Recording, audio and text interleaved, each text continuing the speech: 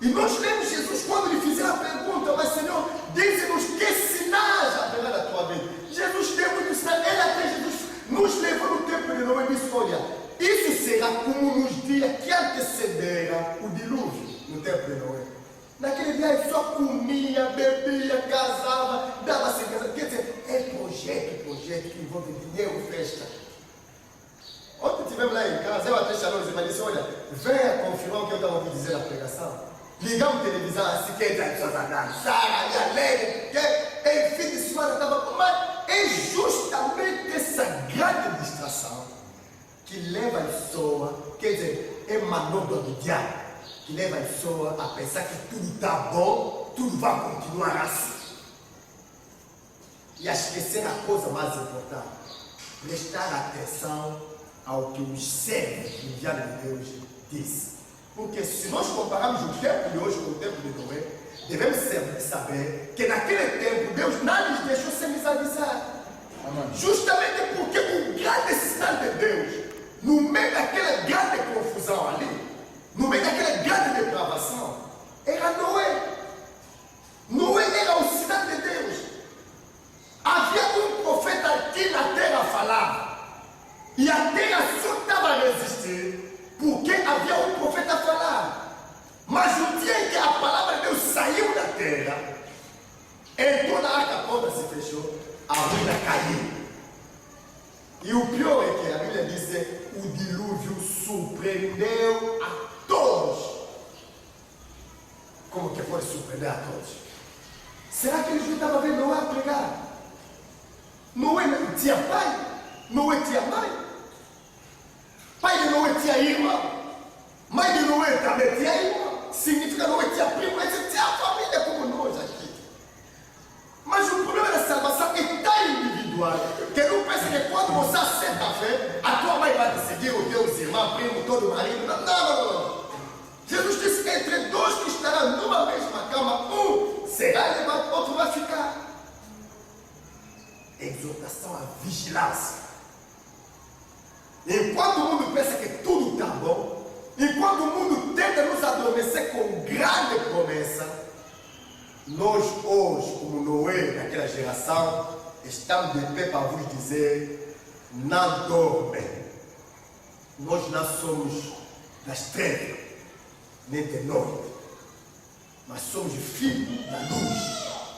Deus não nos destinou para ir, mas Deus nos destinou para a esperança ou herança da salvação. Então, se fomos destinados a ser salvos, devemos nos comportar como aquele que se salvaram. Quando a Bíblia diz Noé sendo divinamente revelado das coisas que haviam de acontecer, ele temeu a Deus. Amém? E para a salvação dele e da sua família, ele edificou a arca. Noé não edificava a arca para passar tempo, não. Noé, quando viu receber a revelação de Deus, primeiro, ele certificou que Deus não mente. É o que não acontece na vida de muita gente que se diz cristão, que se diz crente. Ele, um bom crente é aquele que atesta, confirma que Deus não pode mentir. Se ele disse uma coisa, vai acontecer. Se não chegar naquele ponto ali, você não pode ser chamado crente, porque o crente não é um frequentador da igreja. Crente vem da palavra crer, aceitar, confirmar, porque você está ouvindo. Está ouvindo que vem de Deus, acredita que não, Deus mesmo é quem falou, e Deus lhe fala, eles creem, mas a crer em Deus. Noé crê, mas a Bíblia diz que o temor de Deus é o princípio da sabedoria.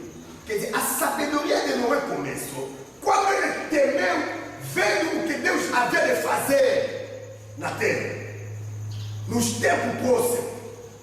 Deus não lhe disse, Noé, no dia X, mês X, ano X, não. Deus disse, olha, até toda a carne corrompeu o seu caminho na terra, e eu estou arrependido de ter criado o homem. Noé, vou destruir toda a vida que eu fiz na terra, a partir do homem que está andando de pé até no réptil que está se rastejando na terra. Vou destruir toda a vida. Mas tu, Noé, faz uma arca. segundo o modelo que eu vou te mostrar. Entra lá naquela arca, tu e tua família, e pega os animais, quer dizer, dois, um par, põe lá dentro.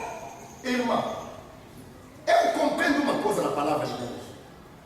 Deus, quando disse a Noé, entra tu e tua família, Deus sabia que os outros vão negar. Amém. Aleluia. Deus sabia que o mundo vai negar. É por isso que quando nós estamos lendo Mateus 24, Jesus está dizendo o seguinte: essa boa nova do reino do céu será anunciado em toda parte para servir de testemunho a toda a gente. Não é para obrigar toda a gente a acreditar, mas para que cada um possa ter, naquele dia de julgamento, cada um possa ter esse testemunho. Não, pregar a isso eu neguei, mas falar. Amém. Pregar eu não quis ouvir, mas Deus já falou. Porque a Bíblia está dizendo o seguinte: no dia de julgamento, que todo homem seja achado mentiroso, e só Deus vence. Aleluia. Então será um dia que vamos prestar conta. Jesus está dizendo naquele dia, essa geração vai apontar dentro daquela geração. Não pensa que vai ser dia da alegria, não. Olha só, está se queixando uns aos outros. E Deus sentado. Alguns até a dizer a Deus: se fizesse isso no nosso meio, nós também íamos, talvez já nos salvar. No tempo dele só havia um pregador. No nosso tempo tem quantos? Amém? E aí onde está o problema? Estamos dentro da responsabilidade de cada um de nós. Noé, entra tu e tua família e pega os animais, um par de cada espécie de animal.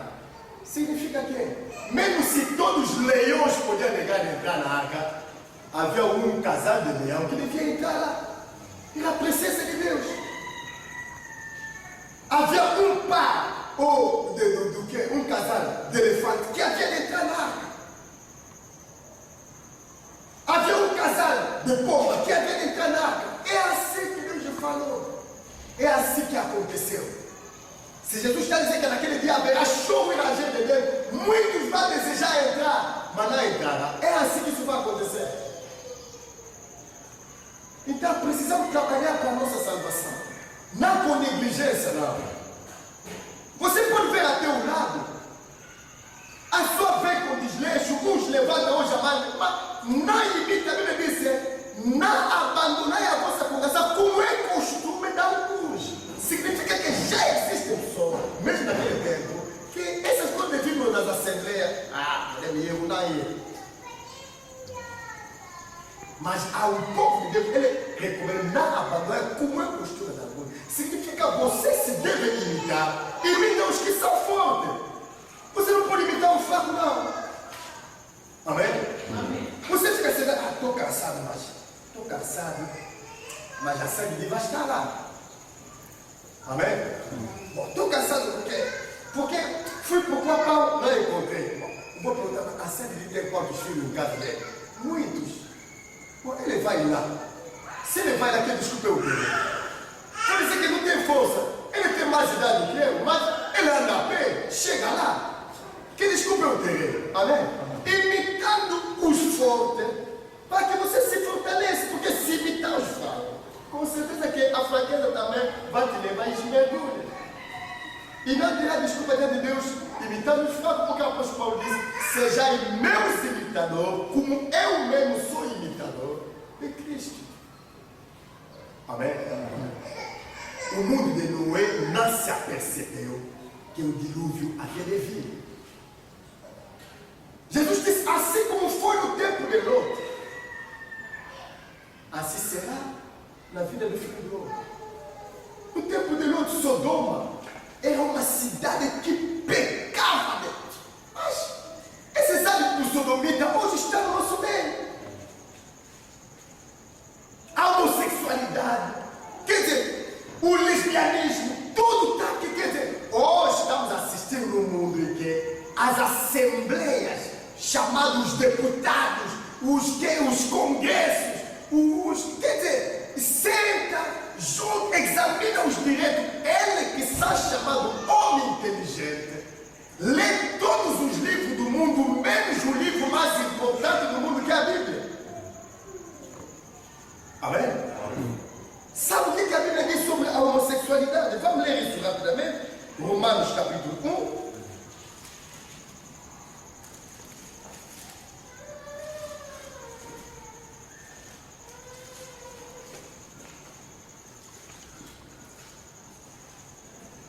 Romanos capítulo 1, vou começar a leitura no versículo 18. Vou pular alguns versículos para ler os versículos mais importantes. A Bíblia está dizendo o seguinte no 18: porque do céu se manifesta a ira de Deus sobre toda a impiedade e injustiça dos homens que detêm a verdade e a injustiça. Deus não gosta da pessoa que conhece a verdade, esconde a verdade. Ou que conhecendo a verdade, transforma a verdade em injustiça. Por quê? Olha, meu pai, estou falando do meu pai a mim.